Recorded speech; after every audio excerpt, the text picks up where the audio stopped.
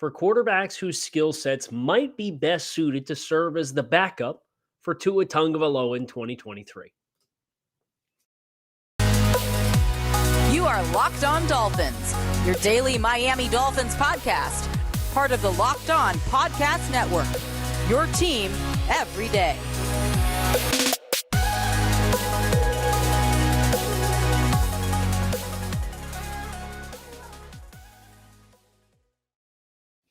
What's going on, Dolphins fans? Kyle Krabs of Locked On Dolphins, your team every day here on the Locked On Network. Want to thank you guys for making Locked On Dolphins your first Miami Dolphins listen of the day, even if today on Thursday, January 6, 2023, we're getting the show out in the afternoon.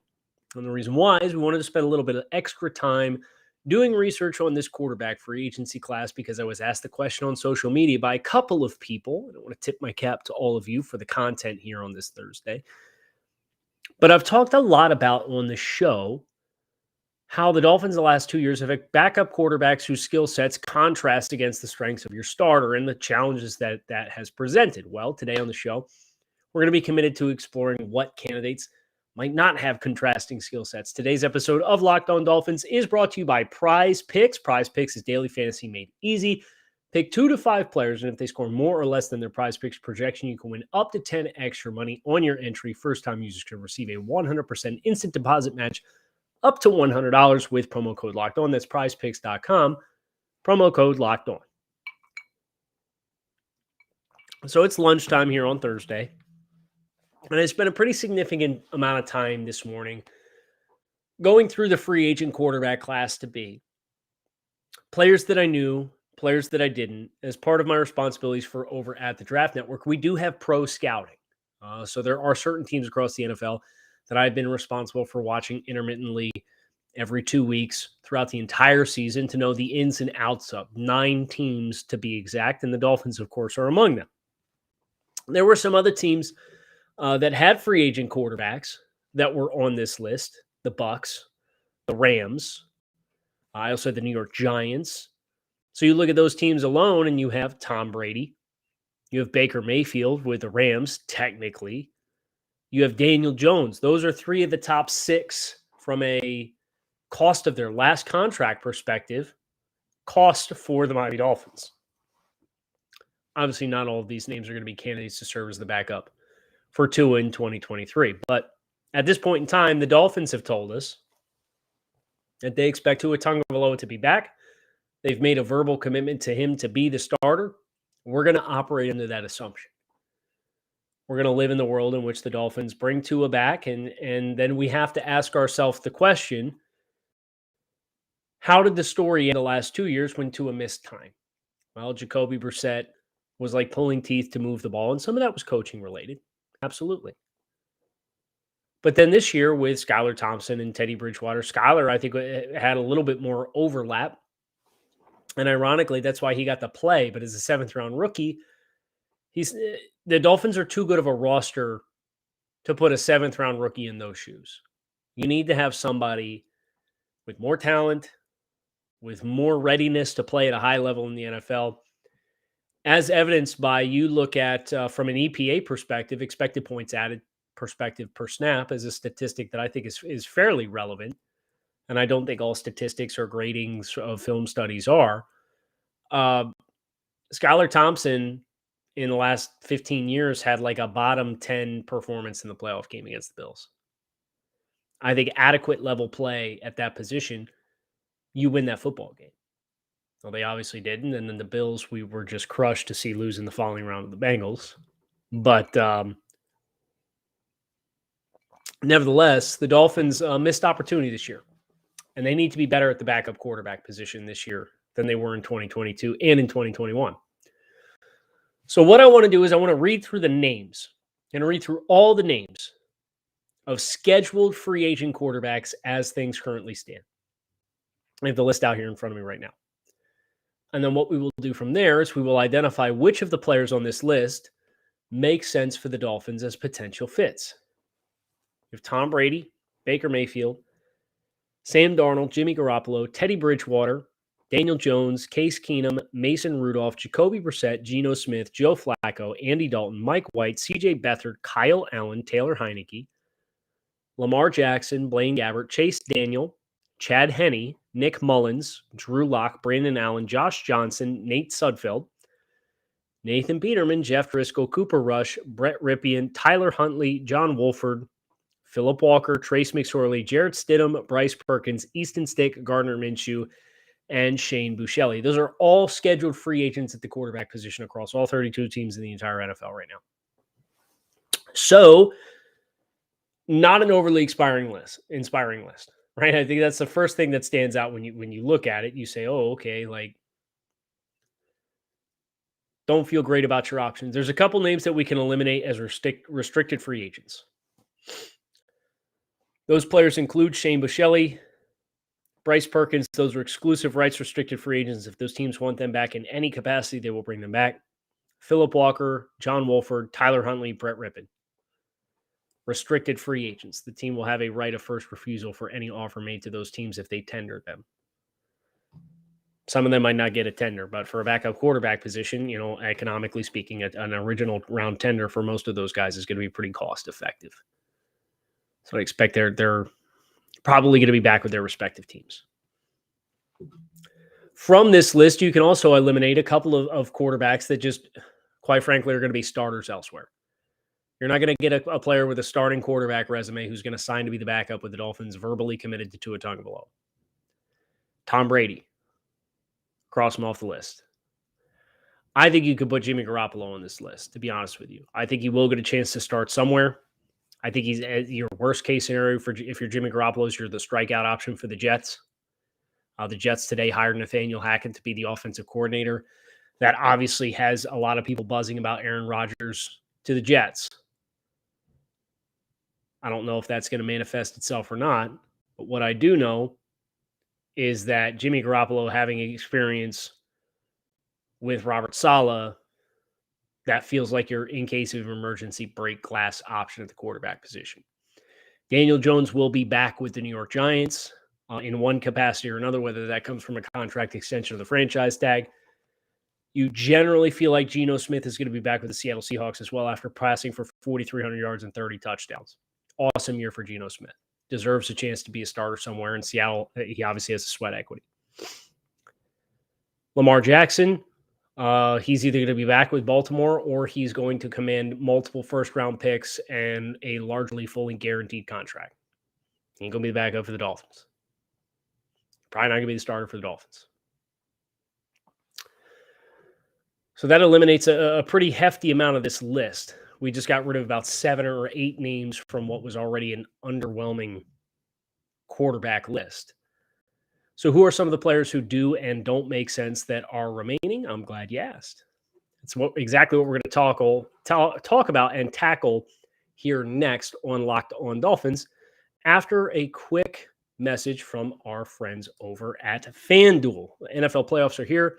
Conference championship games this weekend. We're really excited about our new sports betting partner for Locked On because they're the number one sports book in America, FanDuel.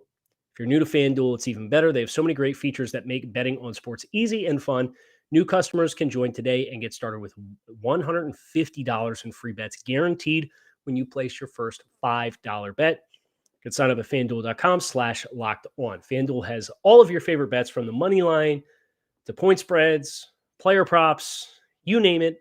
Plus, you can combine your bets for an even bigger chance at a bigger payout with same-game parlays. All on an app that's safe, secure, and super easy to use. So football fans don't miss out. Place your first $5 bet to get $150 in free bets, win or lose, at FanDuel.com/locked-on. That is FanDuel.com/locked-on. Make every moment more with FanDuel, the official sportsbook partner of the NFL. So the nice thing here is among the top 10 names that aren't Tom Brady and Jimmy Garoppolo and Daniel Jones and Geno Smith, there's a number of names that you can just automatically lop right off the list because they've been the Dolphins' backup quarterback the last 2 years. Jacoby Brissett and Teddy Bridgewater. It's pretty safe to say these guys do not have the skill sets that complement the skill sets of Tua Tagovailoa. They will not allow you to run similar concepts with similar core staples and ball fakes and RPOs and play action passing that Tua Tagovailoa does. They just won't. They're not anticipation throwers. So that leaves you with amongst the top names from their 2022 average contract value: Baker Mayfield and Sam Darnold, 2 first-round picks from the 2018 NFL Draft; Case Keenum, a 35-year-old veteran; Mason Rudolph; Joe Flacco, Andy Dalton, a couple 35-plus-year-olds. Don't really get the warm and fuzzies here. I'll say this. Of the quarterbacks on this list, I would be inclined to say that Baker Mayfield and Case Keenum are the two with the skill sets that probably best align with what Tua does. Sam Darnold is notoriously a hold the ball type of thrower, and I don't think Baker Mayfield's a huge anticipatory thrower at this stage in his career either, but he's a rhythm thrower, and he is a compact base, and he can reset himself in the pocket. Sam isn't the same kind of quick twitch within the pocket, quick feet to reset himself to throw. He's going to get outside the pocket, look to run a little bit more. The challenge is those guys are coming off the end of their rookie contracts in 2018. Darnold was $7.5 million. Baker was $8.1 million. That was the number 1 and the number 3 overall picks in that 2018 NFL draft last year, or last year being the last year of their contracts. I don't think either one of these guys is going to get traction towards a starting role. And because of that, I think they're intriguing plays for the Dolphins because they clearly have talent. They were top 5 picks at the quarterback position. I think of Darnold and Mayfield probably has a more complementary skill set of what the Dolphins are trying to do with Tua. You know, you could take all the clips from Cleveland of Odell Beckham being opened and Baker not finding him in the progression. And yeah, there's growth that's needed there. But from a backup quarterback, both of these guys are guys that have started games. They're used to pressure. They're also used to being backups. They've kind of been through it in the league a little bit, and there's some intriguing upside for you might catch lightning in a bottle with a very clearly talented guys, so much so that they were able to be top picks. That intrigues me. It really does. What's the market for Mayfield and Darnold? I don't know. But I could tell you your backup market, you look at guys that signed backup quarterback contracts, Teddy Bridgewater, 6.5. Jimmy Garoppolo restructured with it. Trey Lance expected to start at 7. Jacoby at 4.6. Joe Flacco at 3.5. Andy Dalton at 3. What was the Ryan Fitzpatrick deal that he signed? It was decent money, but that was even to be a starter when he signed it in 2019. CJ Beathard, 2.5. I mean, you're talking for both of these guys, assuming they don't get signed to compete for a starting quarterback position. Mitchell Trubisky signed 2 years, 15 in Pittsburgh to compete with Kenny Pickett. You're talking $7.5 to $4 million. The Dolphins were on the 6.5 last year with Teddy and 6 the year prior with Jacoby. So it would be nothing new for the Dolphins to have that kind of financial commitment. The tough pill to swallow is if you're going to do a 1-year deal, there's no cap manipulation possible here. You're just going to take it on the nose. So do you bake in incentives based on playing time? Is that enough to sell a guy to come down and be the backup? I don't know. You're not really going to know until the market opens itself up. But those are names that are of interest amongst, especially because there is some lightning in a bottle upside with talented guys who used to be top picks. Case Keenum, he's made a really nice career of just kind of going to places and floating around and not really playing a lot of games. He's made a lot of money in the NFL as a backup quarterback to hold a clipboard. He is a spread offense type of quarterback. His best year came with Minnesota, the year that they had the Minneapolis Miracle with Stephon Diggs over the New Orleans Saints in the divisional round of the playoffs and got belted by the Eagles in the in the conference championship game. But he started like 5 years ago, was a starter. Could you start for a month with Case Keenum? Yeah, I think you could. So I'd say Baker Mayfield, Sam Darnold, and Case Keenum amongst the guys from a financial perspective were top echelon backup quarterback contracts last year are guys that I'd be interested in. I'd at least kick the tires on. I'm certainly not kicking the tires on Mason Rudolph, statue in the pocket. Not kicking the tires on Andy Dalton or Joe Flacco, statues in the pocket. Not really kicking the tires on C.J. Beathard, although there is a connection with Coach McDaniel in San Francisco. Beathard was a third-round pick. They traded up to draft him that year. I think that was 2016. They traded up to draft him. It was like the first Shanahan year. It was a weird class for San Francisco that year. Beathard is going to be another one of those Case Keenum type players. It's always going to have a backup quarterback spot. You never want him to start games for you, actually.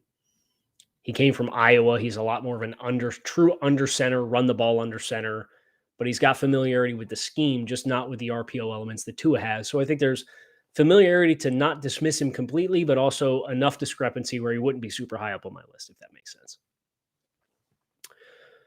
Taylor Heinecke is an interesting one. It's a little bit of a cockroach, and I mean that in the best way possible. Washington has tried to get rid of Taylor Heinecke for like 3 years now, and they just can't. Whoever they've brought in, Heinecke ends up taking plays because he's a gamer.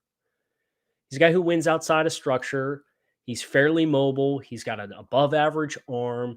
He's really tough. There's highs and lows with his decision-making, but that's to be expected with a lot of backup quarterbacks. He's been through some stuff. He played at lower levels professionally before catching back on in the NFL with Washington. He'd be a player that I'd be really interested in getting a chance to have on the roster. Passed for 12 touchdowns and had 11 interceptions this past year. Well, if you got to play a month with Taylor Heinecke, I think you could get by. And he's financially a little bit more of a friendly option. That would be a name that I'd be particularly interested in the lower end of the veteran dollars as well, because his last contract was $2.38 million. He played his college ball at Old Dominion. He's 29 now. He's almost 30. But I remember scouting Taylor Heinecke when he first came out. And I think he's got probably more parallels to Skylar Thompson than he does Tua. But I think there's enough there with the mobility and the quickness and quick decision-making and rhythm throws that Heinecke, if you could get him under contract, not only would it serve as an adequate bridge from Tua's skill sets to Heineke's skill sets, but it actually would have pretty good mentor opportunity for Heinecke to Skylar Thompson. So that's another interesting name for me. I'm crossing off Chase Daniel, crossing off Chad Henne. Bless him. Congratulations, Chad, threw his first career touchdown pass in the postseason in the divisional round for the Chiefs. Took him on a 98-yard drive. I will certainly be rooting for the Chiefs this weekend. I do think the Bengals will win the game. Not that it matters, not that you asked, but that's kind of where I find myself. Nick Mullins, another former 49er that has familiarity with the system, is a name that's going to be hard to dismiss. If he's your backup, I'm a little underwhelmed. I think the floor is a little too low there. And Kyle Shanahan, but then Kyle Shanahan, you look at what he's done with Brock Purdy, and you look at what the Dolphins did with Skylar Thompson and Teddy Bridgewater, and it really, I think the Shanahan offense is familiar enough or quarterback friendly enough that you could put anybody in there and get through it. Well, the Dolphins didn't do that because we've seen what the offensive production looks like with Tua in the lineup versus Tua out of the lineup. So I think just assuming, it's a quarterback friendly system. Well, Skylar Thompson had like the lowest net yards per attempt of any quarterback in the league this year, over 100 pass attempts. If you multiplied his pass attempts to qualify all time, it would be the second worst net yards attempt all time. And he's thrown in the same Tyreek Hill, Jalen Waddle, in the same offensive system that Tua is, in which Tua is leading the league in adjusted net yards per attempt. So Nick Mullins being kind of a star of the Kyle Shanahan 49ers, oh, well, anybody can do it. I don't think that's relevant for I think there's enough differences with how the Dolphins play offensively versus the 49ers that you can't connect those dots. Nick would be a good 3, but I wouldn't want him as my 2. And that's kind of into the stratosphere that you're getting here. Drew Lock, as a former second-round pick, might be an interesting bet to take. Obviously, he got outplayed by Geno Smith. Geno Smith took that job in Seattle. Lock was a part of the trade with Russell Wilson to send Russell to Denver. Lock is a little bit more big-armed of a pocket passer, but he can move, and he does kind of play a loose style. I could see him having some success with RPO passing. And Josh Johnson's 37 years old. You can't bank on him to be your starting or your backup quarterback. Nate Peterman is ramen. If I had to come up with a comparison for Nathan Peterman, it's having ramen for dinner every night. There's nothing exciting about it. The ceiling's low. It's probably going to taste the same and not that good. It's cheap. No thank you for Nathan Peterman. So we do have a couple names left, and including one more that I would firmly consider if I were the Dolphins to serve in the backup role. And we're going to talk about who that is after. Remind you about our friends over at PrizePicks. PrizePicks is daily fantasy done right. You can pick, and this is a new adjustment now, you can go from not 2 to 5, you can go 2 to 6 players. If they score more or less than their PrizePicks projection, you can win up to 25 times your bet on any entry. There's no competing against other people. It is you versus the projections available in-house. PrizePicks offers projections on any sport that you watch, and entries can be made in 60 seconds or less. And with safe and fast withdrawals, it is currently operational in over 30 states in Canada. So download the PrizePicks app or go to prizepicks.com to sign up and play daily fantasy sports. First-time users can receive a 100% instant deposit match up to $100 with promo code Locked On. So if you put in $100, they're going to give you another $100 to play with promo code Locked On. So don't forget promo code Locked On at sign up for an instant deposit match up to $100.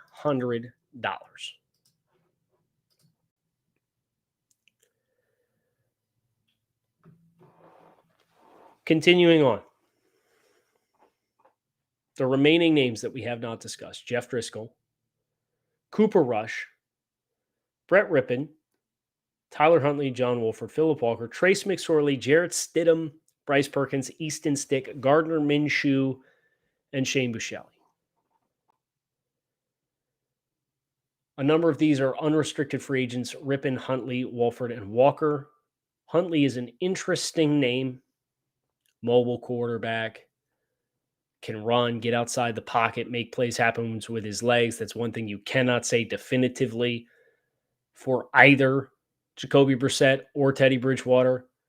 Huntley has played significant snaps for the Ravens the last 2 years, with Lamar Jackson getting hurt towards the end of the season. He started a playoff game. We didn't fumble down on the 2-yard line. The Ravens had a chance to win that football game. The Bengals are now playing for the conference championship. It's a game of margins. In the same way that the Dolphins lost in the margins against the Bills, the Ravens lost in the margins against the Bengals. But he's got valuable experience. He's an interesting name, but not a name that I know is going to be available for the Dolphins because of his status as an unrestricted free agent and because of the questions around the availability of Lamar Jackson. Trace McSorley definitely played a brand of football at Penn State that would make you believe this might be somebody from a quick twitch, play action pass, RPO ability. He's got a nice arm, pretty quick within the pocket, but his ceiling's pretty low. It's Gardner Minshew. Minshew's the name. You look at the experience that Gardner Minshew has. He's 26 years old. He's an unrestricted free agent. He was a day 3 draft selection when he came out. He had actually, his path is fascinating.